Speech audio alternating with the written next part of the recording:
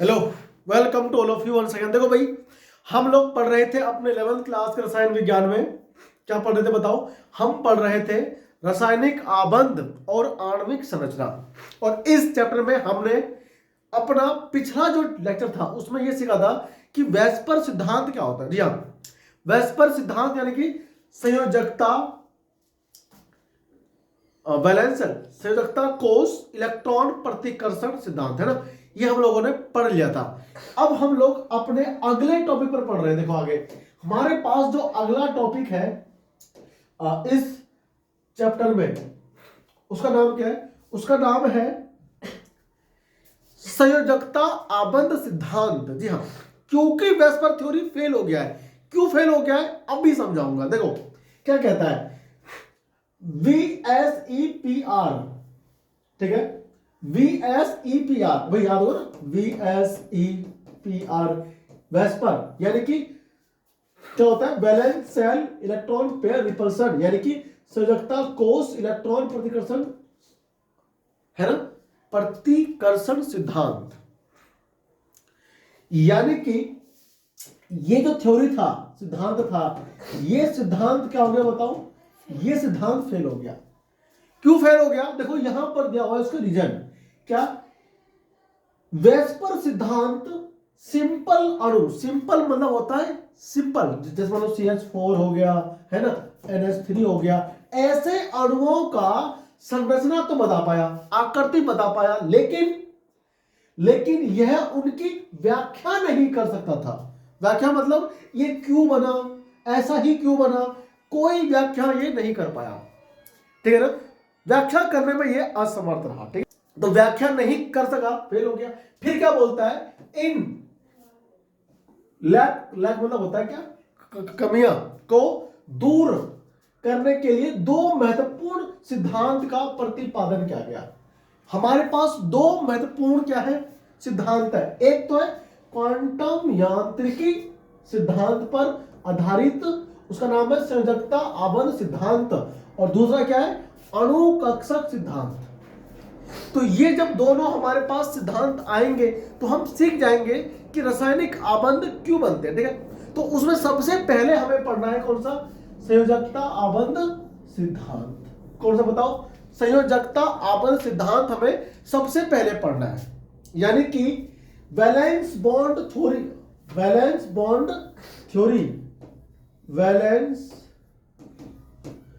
Bond theory, valence bond theory, ये हमें पढ़ना है। ठीक है, आइए बात करते हैं आगे। तो वैलेंस बॉन्ड थ्योरी हमें पढ़ना है किसमें? डिटेल में। देखो क्या कहता है, तो संयोजकता आबंध सिद्धांत हमारे पास क्या कहना चाह रहा है, दिया किसने है? देखो कहते हैं कि कौन है? लंदन ने 1927 में यह थ्योरी दिया था। दो वैज्ञानिक इसके अंदर, कौन कौन? हाइटलर और ये लंदन।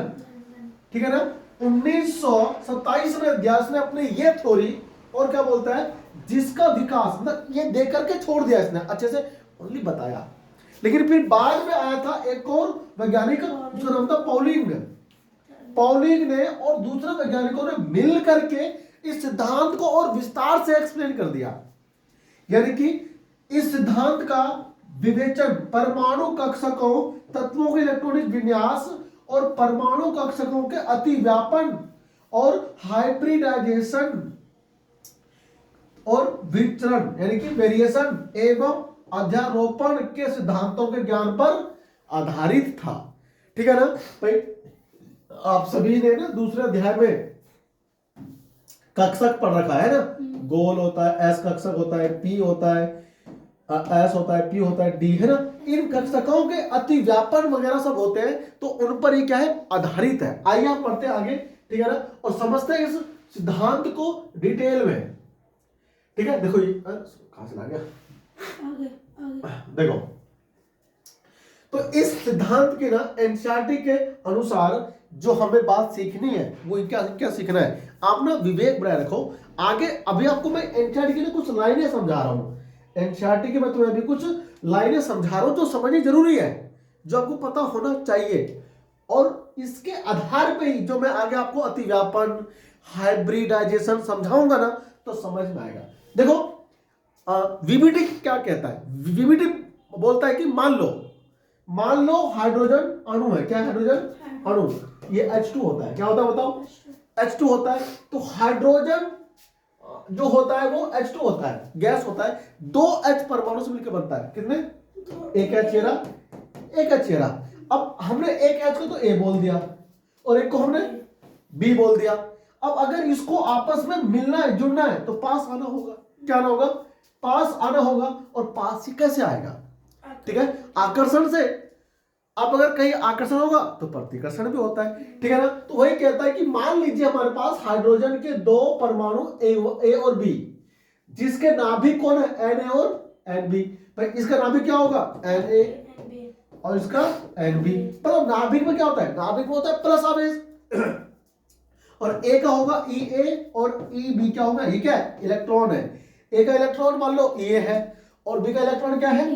Eb है। तो इनमें प्रतिकर्षण होगा। देखो ना, इसका ए का नाभिक और बी का इलेक्ट्रॉन में प्रतिकर्षण, सॉरी आकर्षण होगा। और ऐसे ही फिर बी का नाभिक और ए के इलेक्ट्रॉन में क्या होंगे? प्रतिकर्षण होंगे। ठीक है, और फिर क्या होगा? ए का नाभिक और बी के नाभिक में क्या होंगे? प्रतिकर्षण होंगे भी। ठीक है ना? प्रतिकर्षण होंगे।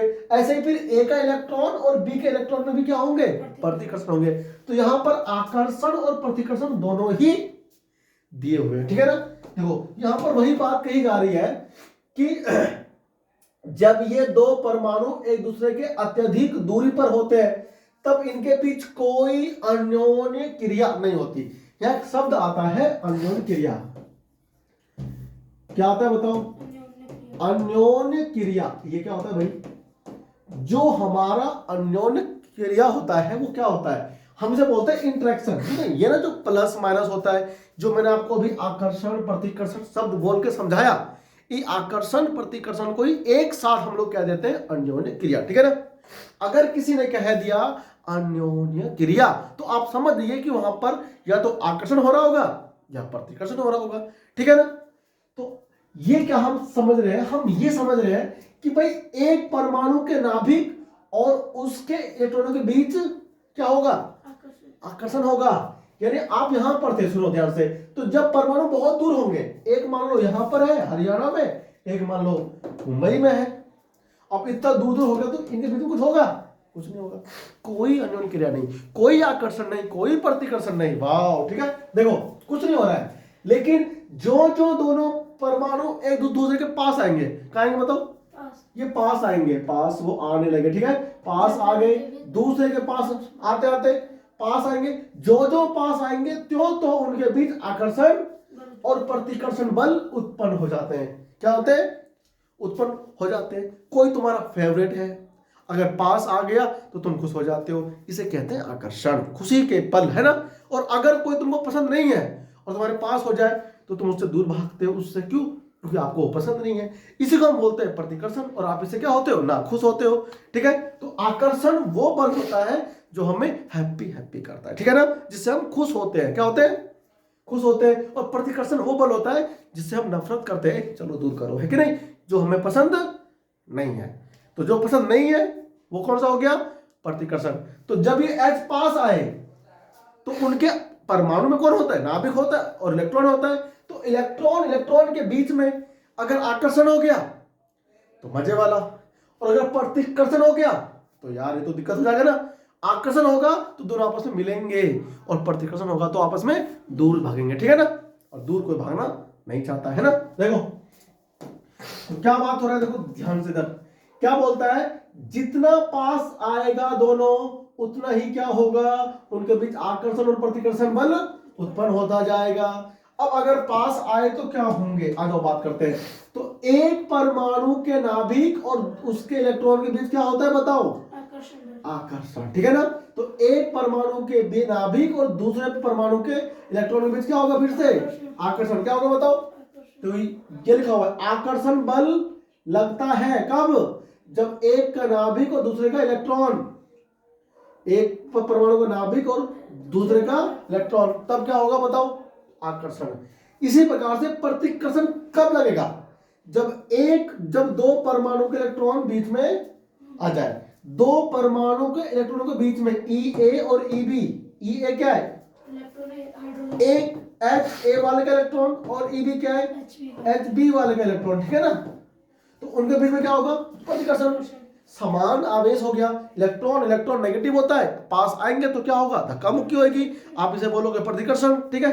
अब अगर मान लो दो परमाणु पास आ गए तो इलेक्ट्रॉनों के बीच तो होगा ही प्रतिकर्षण, नाभिकों के बीच भी क्या होगा? प्रतिकर्षण होगा, ठीक है ना? बोल, ध्यान रहेगा सबको। तो ये जो मैं आपको समझा रहा हूं ना, ये H2 बनने की कहानी समझा रहा हूं जो तुम्हें सीखना चाहिए, ठीक है? देखो ये आपको दिखा रहा है, यहाँ पे क्या हो रहा है? दिखा रहा है ये मेरे पास H परमाणु A है और ये HB है, इसके पास इलेक्ट्रॉन होगा और नाभिक होगा। देखो ये प्लस और ये माइनस, ये नाभिक और ये इलेक्ट्रॉन बीच में क्या हो रहा है? आकर्षण। मजा आ रहा है। ये A का क्या है? नाभिक और B का इलेक्ट्रॉन, फिर क्या हो रहा है? आकर्षण। मजा आ रहा है, ठीक है? यहां भी अच्छा, ये कौन है? नाभिक और ये इलेक्ट्रॉन और ये नाभिक, आकर्षण क्या है? तो जो पहले वाले थे वो तो सॉलिड से दिखाया गया है, और जो डॉट डॉट है वो कौन से है? ओल्ड वाले, ठीक है ना? नए बंद बनते हैं ना। अब देखो तो आकर्षण बल यहां भी था, अब यहां पर क्या है? प्रतिकर्षण। देखो एक का इलेक्ट्रॉन A का और A का इलेक्ट्रॉन क्या कर रहा है आपस में? B का नाभिक और B का A का नाभिक और B का नाभिक क्या कर रहा है? प्रतिकर्षण, ठीक है कि नहीं? तो A का इलेक्ट्रॉन और B का भी इलेक्ट्रॉन तो भी प्रतिकर्षण, और A का नाभिक और B का भी नाभिक तो भी, हाँ। तो इस प्रकार से क्या होता है? आकर्षण प्रतिकर्षण उत्पन्न होता है, ऐसा मानना है किसका? वेस्पर नहीं, वैलेंस बॉन्ड थ्योरी का, VBT का, यानी कि संयोजकता आबंध सिद्धांत की ये मानना है इसका कि आकर्षण बल प्रतिकर्षण बल उत्पन्न होते हैं जब परमाणु पास आते हैं और उसके बीच की जो ऊर्जा होती है, कौन सी ऊर्जा? स्थितिज ऊर्जा, वो कम होता है, ठीक है ना? जब ऊर्जा कम होता है तो स्थायी हो जाता है, ठीक है? देखो क्या हो रहा है? आकर्षण बल दोनों परमाणुओं को एक दूसरे के पास लाते हैं, क्या लाते हैं? लेकिन प्रतिकर्षण भी तो होता है, तो जबकि प्रतिकर्षण बल उन्हें दूर करने का प्रयास करते हैं। नफरत करने वाले लोग तुमको दूर करेंगे तुम्हारे चाहने वालों से, ठीक है ना? लेकिन जो तुमको पसंद करते हैं वो तुमको पास लाएंगे, ठीक है ना? इसीलिए गाना आया था हमारे जमाने पे, पास वो आने लगे जरा जरा, ठीक है ना? हो गया? मजा आया? देखो अब आ लो आगे। हाइड्रोजन परमाणु क्यों बनता है? यहां इसके अंदर अच्छे से समझाया गया डिटेल में, ठीक है ना? देखो ये सारी लाइन हमारी एनसीईआरटी की है जो हमें समझना चाहिए और पढ़ना चाहिए। देखो ध्यान से क्या कहता है, यहां एक वर्ड आ रहा है क्या? प्रायोगिक तौर पे। प्रायोगिक का मतलब होता है कि वैज्ञानिकों ने एक्सपेरिमेंट किया, ऐसे हवाई बात नहीं कर रहा है, पहले उसने एक्सपेरिमेंट किया, एक्सपेरिमेंट करने के बाद उसने दुनिया को समझाया कि जी ऐसे होता है। देखो क्या कहा इसने बोला, क्या लिखा है? प्रायोगिक तौर पर यह पाया गया कि नए आकर्षण बलों का मान नए प्रतिकर्षण बलों के मान से अधिक होता है, ठीक है ना? अब मत कहना कि कहां से आ गया, प्रयोग किया उसने, जो नए आकर्षण बल बने थे ना वो ज्यादा स्ट्रॉन्ग प्रबल थे, किससे? नए प्रतिकर्षण बल से, ठीक है? बताओ जब प्रतिकर्षण बल दुर्बल है और आकर्षण बल स्ट्रॉन्ग है तो कौन जीतेगा? आकर्षण बल। तुम्हारे चाहने वाले ज्यादा हैं और नफरत करने वाले कम हैं, तो आपको खुश होना चाहिए कि नहीं कि आप अच्छे काम कर रहे हो, ठीक है ना? ये आपको पता होना चाहिए। अब अगर आकर्षण बल कैसे है? स्ट्रॉन्ग है, प्रतिकर्षण बल दुर्बल है, तो आप पास आ जाओगे, है ना? इसलिए बोलते हैं जिसके परिणाम स्वरूप दोनों परमाणु एक दूसरे के करीब आते हैं, क्या आते हैं? पापा मम्मी राजी हो गए, अब इनका ब्याह हो जाएगा, ठीक है? देखो यानी कि एक दूसरे के करीब आते हैं, उनकी स्थिति ऊर्जा कम हो जाती है। क्या होती है बताओ? ऊर्जा। जब भी ऊर्जा कम होता है परमाणु स्थायी हो जाता है। क्या हो जाता है बताओ? अस्थायी। यह अणु की बात हो रही तो अणु स्थायी हो जाएगा। फिर क्या बोलता है? अंततः, और इतने करीब आ जाते हैं कि ये अणु बना लेते हैं, ठीक है ना? अंततः ऐसी स्थिति है नेट आकर्षण बल तथा प्रतिकर्षण बल के बराबर हो जाता है, ठीक है ना। जितनी जोर से कोई खींच रहा है उतनी जोर से धकेल रहा है कि नहीं, तो कुछ भी नहीं हो गया है कि नहीं, बीच में आके फंस जाएगा वो, यानी कि आकर्षण बल प्रतिकर्षण बल बराबर हो जाएगा। क्या होगा बताओ, क्या हो जाता है, बराबर हो जाता है, और निकाय की ऊर्जा न्यूनतम स्तर पर पहुंच जाती है। कहां पहुंच जाती है बताओ। देखो अभी मैं इस डायग्राम की बात करूंगा, ठीक है ना, तब आपको समझ में आएगा कि डायग्राम कहना क्या चाह रहा है, ठीक है ना। सुनो देखो, इस अवस्था में हाइड्रोजन के परमाणु आबंधित कहलाते हैं। क्या क्या होते हैं, यानी जब दो परमाणु करीब आते हैं, पास आते हैं, तो क्या होता है, उनकी जो स्थितिज ऊर्जा है वो कम हो जाती है। क्या होती है, और ये तब होता है जब आकर्षण बल और प्रतिकर्षण बल बराबर हो जाते हैं। ठीक है भाई, अब सुन ध्यान से, इस अवस्था में हाइड्रोजन के परमाणु आबंधित कहलाते हैं। क्या आबंधित, मतलब कि ये जुड़ गए, H परमाणु था, H परमाणु आपस में जुड़ गए, आपस में मजा आ गया इसको, ठीक है। देखो, और एक स्थायी अणु बनाते हैं। क्या बनाते बताओ, जब आपस में जुड़ गए तो एक स्थायी क्या बन गया, अणु बन गया। क्या बन गया, अणु बन गया। और उसकी जो आबंध की लंबाई होगी, जो बनी होगी ये लंबाई, वो 74 पिकोमीटर, कितने बताओ, 74 पिकोमीटर होती है, ठीक है। अब क्या बोलता है, हाइड्रोजन के दो परमाणुओं के बीच आबंधन बनने पर ऊर्जा मुक्त होती है। मतलब जब पास आए भाई, जब कोई पास आएगा तो पैसा खर्च नहीं होगा। मान लो हम कहीं गए, हमसे कोई मिला तो पैसा खर्च होगा ना, तो पैसा मतलब ऊर्जा। तो जब दो परमाणु पास आए, एक इधर से आए एक इधर से आए, कौन आए, हाइड्रोजन आए, तो वो मिले आपस में, आबंध बना। क्या बना, जब आबंध बना तो क्या निकला बाहर, ऊर्जा। वाह, ऊर्जा मुक्त होती है। इसलिए हाइड्रोजन अणु दो पृथक परमाणुओं की अपेक्षा अधिक स्थायी होता है। तो अलग अलग को रहना पसंद करता है क्या, नहीं, कोई नहीं करता है कि नहीं। एक दिन सबको दो होना है ना, हमको भी दो होना है, 2 से 4 होना है, ये दूरी नहीं है, ठीक है। यानी कि अणु बनेंगे, क्या बनेंगे, अलग अलग रहना संभव नहीं है। पृथक परमाणुओं की अपेक्षा अलग अलग रहने की तुलना में दो मिलकर रहेंगे तो ज्यादा अच्छे से रहेंगे, ठीक है ना। इस प्रकार मुक्त ऊर्जा, जो ऊर्जा बाहर निकली जब दो परमाणु पास में आए तो क्या हो गया, ऊर्जा मुक्त हुई, तो वो ऊर्जा आबंध एंथैल्पी या फिर आबंध ऊर्जा कहलाती, ठीक है। समझ में आ गया। यह चित्र देखो यार, इसमें देखो ध्यान से, देखो ध्यान से। अब यहां पर क्या है हमारे पास, ये H परमाणु एक ये दो H परमाणु हो गए, ये दोनों H परमाणु अभी दूर दूर है, अभी पृथक्करण दूरी देखो ये है ना, और ये क्या हमारा ग्राफ, ठीक है। और ये क्या इधर, इस पे हमारे पास y एक्स पे स्थितिज ऊर्जा, और यहां पर क्या इधर नाभिक की दूरी। नाभिक मतलब एक परमाणु दो परमाणु के अंतरा नाभिक की दूरी को यहां पर x अक्ष पे दिखाया गया, ठीक है ना। और y एक्स पे हम लोगों ने क्या लिया है, स्थितिज ऊर्जा। क्या लिया बताओ, यहां हमने लिया हुआ है स्थितिज ऊर्जा। देखो आबंध, अब सुन ध्यान से, पहले दूर दूर थे, पास आए और पास आए, इतने पास आ गए कि उसकी ऊर्जा क्या हो गई, न्यूनतम। अब आबंध ऊर्जा, ये जो ऊर्जा होगी यहां तक, इस ऊर्जा को हम क्या बोलते हैं, आबंध ऊर्जा, क्योंकि इसी ऊर्जा पर क्या हो गया, ये बंध बन गया ना।